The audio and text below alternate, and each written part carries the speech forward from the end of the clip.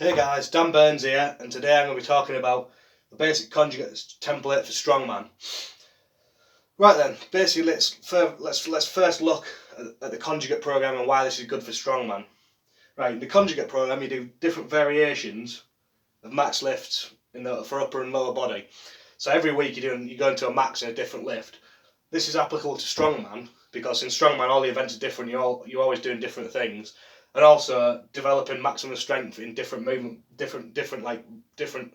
variations of the movement pattern, squat, deadlift, and good morning are very good for like training your moving events and loading and stuff like that. Because if you just do like a regular squat all the time, you're not getting the variability of movement, so it doesn't carry over quite as well. So anyway, let's get into the actual template itself. So the conjugate template for powerlifting is going to be very similar for Strongman for starters. So first we have a max effort lower day, a max effort upper day, dynamic effort lower day, and a dynamic effort upper day. So let's break down what these days basically are. So you've got your max effort lower day. So on this day you're going to go to a 1 rep max in the squat, a deadlift, or a good morning variation. Personally I find good mornings better off going for maybe a 3 rep max rather than a 1. And also if you're limited on equipment, or if you've got like for some reason you want to do a max effort for reps in squat or deadlift, so you might have it coming up at a comp or something like that, it's maybe a good idea to test it maybe a month out. But anyway, it's generally to a 1 rep max and good morning maybe to a 3 to 5 rep max.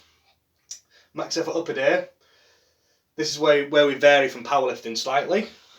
So in powerlifting we focus on the bench press, and powerlifters just perform variations of the bench. But for Strongman we're interested in mostly our log and axle and any variation of the overhead press we've got that might come up in a comp. While we still do bench, personally I went to the year and a half of not benching at all, and my lifts went down.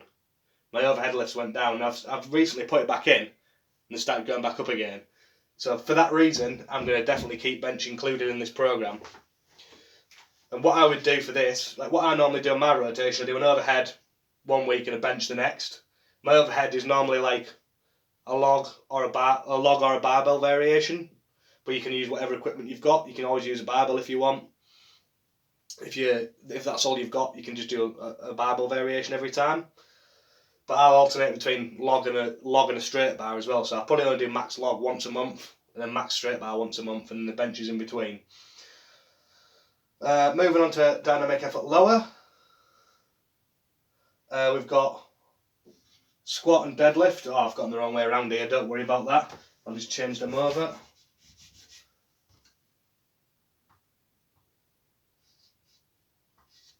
So we've got dynamic effort lower next up. So on this day we've got dynamic effort squat and dynamic effort deadlift. What is dynamic effort? Basically, you're performing your volume work on this day, but the volume work is performed in a way where you move it fast. I'll go in a later video, I'll break down dynamic effort work a bit more, like what percentages to use, whatever. But generally it's normally like 10 sets of 2, something like that. Sometimes maybe even 5 sets of 5 on squats. You just, depending on what scheme you're using is what you do. And it's, percentages wise, these normally fall within 75 to 85% for most of your volume work. And like because of this, reps are going to fall between 20 and 25. That's very similar to how you do it for powerlifting. I think sometimes in the powerlifting variations you don't do deadlift, but because deadlift's the main thing for us, we'll use a deadlift all the time here. Squat, right. So many different squat variations are very important to Strongman. We don't just care about our regular barbell squat. So here I'll do waves of front squats, Zercher squats, safety bar squats. Powerlifters still do them, but we've got much more front squats and Zerchers in there than what powerlifter would do. So basically, pretty much every other wave. Oh, I'll break it down even more, right? So these are divided into 3-week waves. So you normally do 3-week waves, 75%. Week 2 is 80%. Week 3 is 85%. Then you reset back down to 75 and wave in that manner and change the movement every single time. Right then, dynamic effort upper is different from powerlifting, the powerlifting conjugate program as well. I prefer to do log or axle rep work first. It's not always log or axle. If you've got Viking press, you do Viking press, but you do an event-based overhead lift there for rep work, a bit lighter, Like that's your max. These is your main volume work for overhead. I mean, I've experimented with doing dynamic effort work for like log push press and stuff, but I found because it's a push press, you kind of already have accommodating resistance into it. It's already kind of a speed movement. And I did that for a year and didn't have any success doing traditional dynamic work for overhead. I don't know why. I'll have to look into that. But personally here, I prefer to do rep work for log or axle before dynamic effort bench. You can use your own programming for that, whatever. Generally, I find I can't try and keep to the same like weight loading and rep ranges as the dynamic effort and the same volume, but don't use accommodating resistance, and maybe don't arrange the sets in the same way. Like I do more reps per set because I generally feel like it brings my max up more. Like I'm basically just writing here what I've found to work and how I've adapted the program myself for Strongman. So on dynamic effort upper, after log or axle, you move on to your dynamic effort bench, and this is the same as dynamic effort lower day. 75 to 85%, 20 to 25 total reps. We'll focus on speed. And normally here I might do say like 12 sets of 3, which is actually 36 reps. Like you are allowed to break these rules a little bit, but I think standard you do 9 sets of 3 for dynamic effort bench. And likewise I said before, taking bench out, yeah, it's not strongman lift, but a lot myself and quite a few other people as well find you take bench out, your log does go down.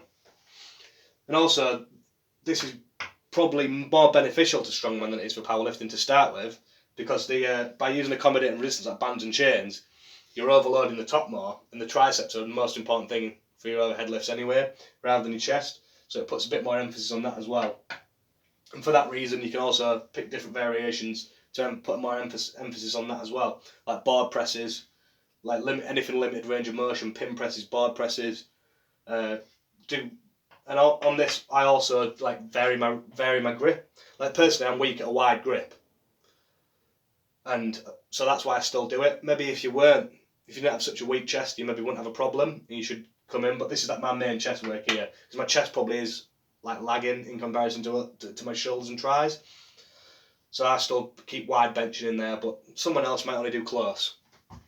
Right then, so that's your basic structure of the program there. So that's your basic like gym work, your main lifts.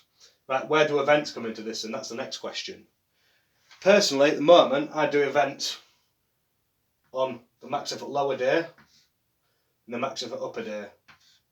But generally, I'm a bit less tired than I am on the dynamic days. Like after doing these amount of work, like I'm not really that good of a way to do events training. So I think for recovery reasons, it works better on them days. I mean, it doesn't make sense because you might think you're going to a max, so you're going to be more fatigued, but the volume's a lot lower, so you're going to be a lot less sore from that. Another thing to do if you've got loads of time and you want to do more training sessions than 4 days a week, you can put the events on a day of their own, which a lot of people like doing that as well. Personally, at the moment, I don't do it because I'm kind of off season and not competing for a while. So I just do.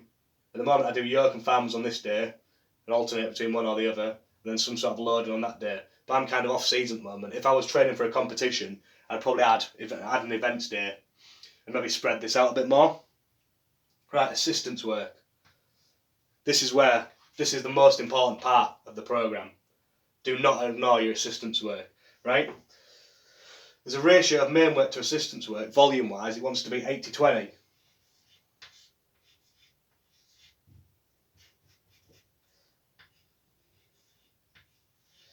Right, the reason that... Right, here we go again. Right then, your assistance work wants to be 80% of your volume, and your main lift's only 20%. The reason we do this is to bring up lagging muscle groups. Like, the program's designed for advanced lifters, you've already maxed out your noob gains, you're not going to gain any more from the main lifts without developing imbalances. So the idea is here, say for example in squat, you might have quads that are capable of 300 kilo squat, glutes that are capable of 300 kilo squat, a lower back that's capable of 300, but your hamstrings might only be capable of 250. Guess how much you'll squat? 250. So you're better off putting your effort into your hamstrings in that scenario, and the same with any other lift really. So that comes here in your assistance work. Also in the assistance work, you need to like address like muscle balance. So say you can't just do all pressing, like you put all your back work in here. So that counts towards this volume here as well, like back, rear delts, that kind of thing. And basically, you put your volume where you need it. But there's no point being strong at the wrong exercises. So you put the volume where you need it in them. And finally, as strongman, we've got a high emphasis on general physical preparedness and cardio. I prefer to do this on off days. Maybe just going for like a long walk, I also do a bit of jogging now and then. But you've got to monitor it quite closely and make sure you don't like get any overuse injuries and stuff like that. But personally, the thing I find best for GPP is pulling a sled. Right, you don't have to have an amazing sled. You don't have to go out and spend 200 quid on a sled. You can just get an old tyre, stick a rope through it, stick some plates in it, put your belt on, off you go. Right then, that's covered all the basic parts of the programme. To summarise, we've got 4 main training days. We've got max effort lower, max effort upper, dynamic effort lower and dynamic effort upper. Those 4 training days are spread out for your training week. You've got your event, you can put them however you like. Personally, in the off season, I prefer these 2. And in season, extra event sessions. It also depends on how heavy you're going and whatever. Your assistance work, 80-20 rule. 80% of your work needs to be assistance, only 20% main lifts. Then GPP and cardio. We've got a lot more emphasis on it than powerlifters, so we need to get out there and do it. I know you can't be bothered. You need to get on with it. Right then.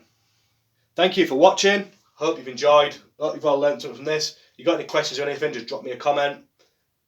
Thank you very much. Cheers for watching. Goodbye.